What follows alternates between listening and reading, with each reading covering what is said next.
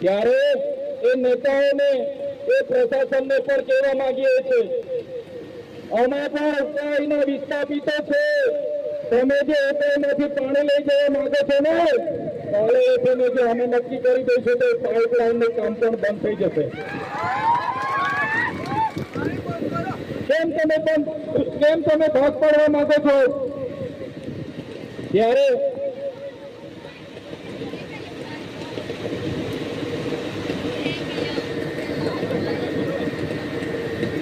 આપણે મૂળ માલિકો છે.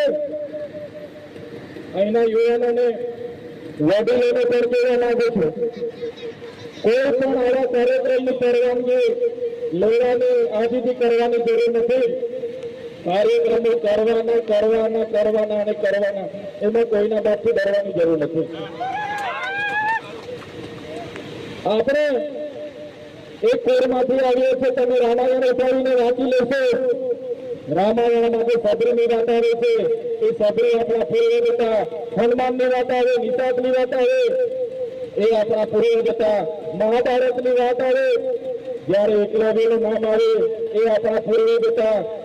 તમે જોઈને મહારાણા પ્રતાપની સેનામાં જે આખી ભીલોની સેના હતી, એ પ્રકારે આપણે છત્રસિંહ શિવાજી મહારાજની સેનાની વાત એ પણ આપણે ભીલો લડ્યો છે.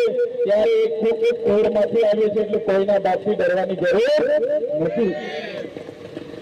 તમે જોઈને આઝાદી 78 વર્ષ થઈ ગયા, આઝાદીના 78 વર્ષ થઈ ગયા. વિકાસની મોટી મોટી વાતો થાય છે, અહીંયા વિકાસની યાત્રાઓ નીકળે છે. આજે પણ આદિવાસી સમાજ પોતાના હક અધિકાર માટે અહીંયા રોડ પર બેઠો છે.